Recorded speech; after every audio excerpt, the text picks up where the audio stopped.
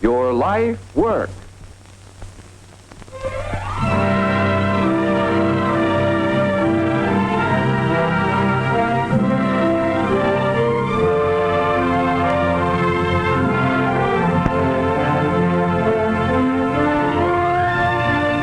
These racks and shelves contain a lot of books, tens of thousands, hundreds of thousands, perhaps millions. How do you feel about them? Do they mean something to you? Are they your friends? Have you a real love of books and learning? You do? That's good. Now, do you like people? And do people like you? Do you like all kinds of people? The young as well as the old. People in all stations of life. You do? That's wonderful. Because when you have these two important qualifications, love for books and love for people, you may well consider the vocation of a librarian, a vocation that gives full enjoyment to the librarian and radiates it to the public. The public, that may consist of children with an awakening interest in literature, or professional men searching for special scientific information, or the blind, who do their reading by touch, or people of rural areas whose library is brought to them on wheels. Yes, there are many aspects to this worthwhile occupation, all of vital importance in the nation's life. Let us consider some of the various types of libraries and start with the greatest of all, the Library of Congress, which is located in Washington, D.C. One of the largest in the world, this library, established in 1800, is relatively new when compared with those of some European countries. Serious scholars may use its excellent facilities and wonderful collection of more than 5 million books and manuscripts. This truly national library extends research and other services to members of Congress, the government departments, and to the public. The many different libraries in our country have various functions, depending on their location. Each one has to answer a specific need. Therefore, a modest rural library must be different from a city library, offering a multitude of services to meet the needs of a great variety of persons. The specialized library in an industrial plant is different from the one owned by a law firm. But although libraries differ, basically the task of the individual librarian remains the same, bringing books and people together. The largest number of librarians are found in 5 general classifications.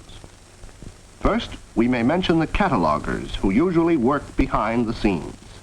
They organize and interpret library collections for you readers.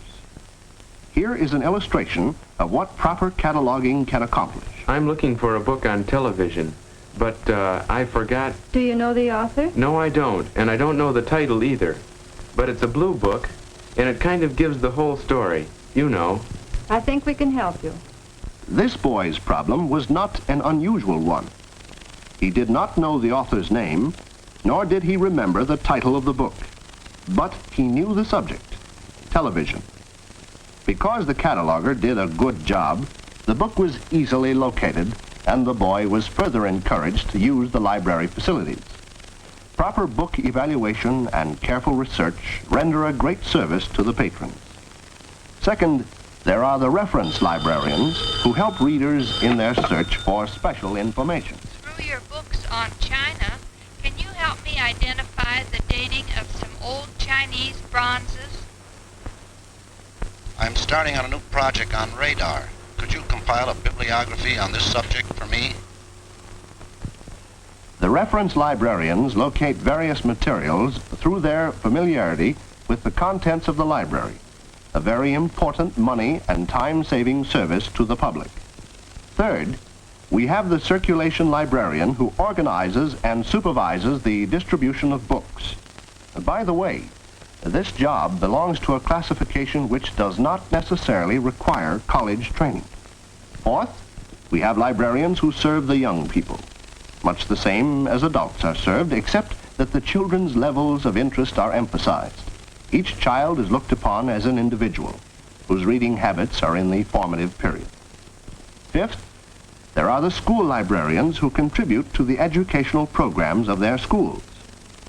College and university libraries employ special staffs for the work of research, cataloging, reference, and circulation, just as do the large public libraries. The large public schools generally employ special librarians to assist the pupils in finding suitable books. During free reading periods, the librarian attempts to direct the young reader's interest into approved and worthwhile channels, a challenging and rewarding job. In the smaller schools, the library is usually under the supervision and direction of a teacher librarian. Pupils working during free periods generally handle circulation. However, under such a plan, the library personnel changes from period to period with little opportunity for individuals to really understand library work. Up till now, we have discussed the jobs that must be done in every library. So far, we mentioned the catalogers, the reference librarians, the circulation, children, and school librarians. At times, they do their share in the reviewing of new books, evaluating and eventually buying them.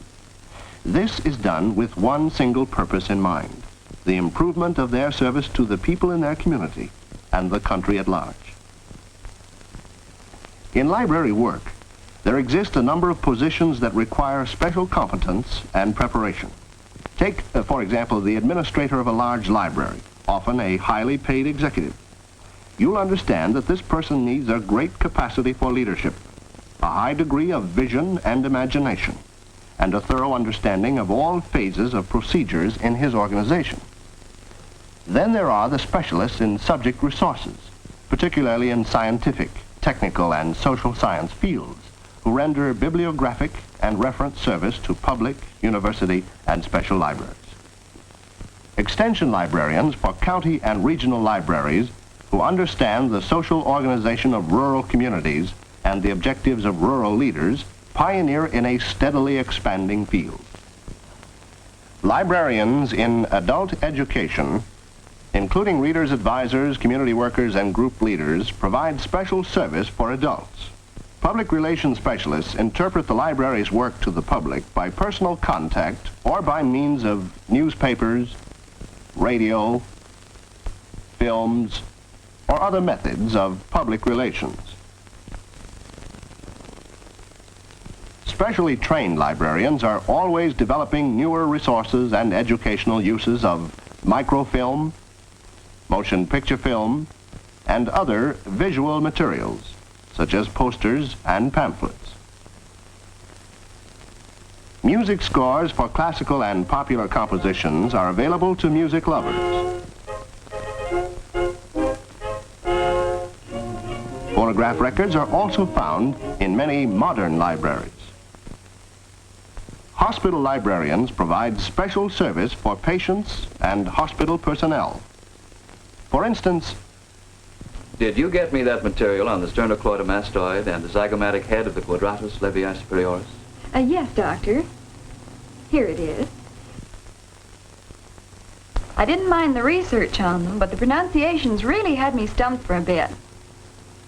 The professional librarian is required to have a college degree and to have attended a special library school. Although librarians in small libraries are not required to be library school graduates, they must have had some special training. Reference work required in high school courses in the sciences, both social and physical, will be especially helpful in acquainting you with the library. Study the work of your school librarian, and perhaps you can secure permission to assist. If you become a librarian, you will find that there can be great variety and interest, as well as security in this career. Your abilities will be challenged, but you will be rewarded with real pleasure from your work, salaries comparable with those of similar professions, and opportunities for advancement. You will derive satisfaction from a knowledge that your work is vital and essential in forming the kind of world in which you want to live. When you investigate the field carefully, you will find that there is a need for thousands of trained librarians. Contact the library schools and the American Library Association. They are able to give you valuable advice. If you have the personal qualifications, librarianship may well become your life work.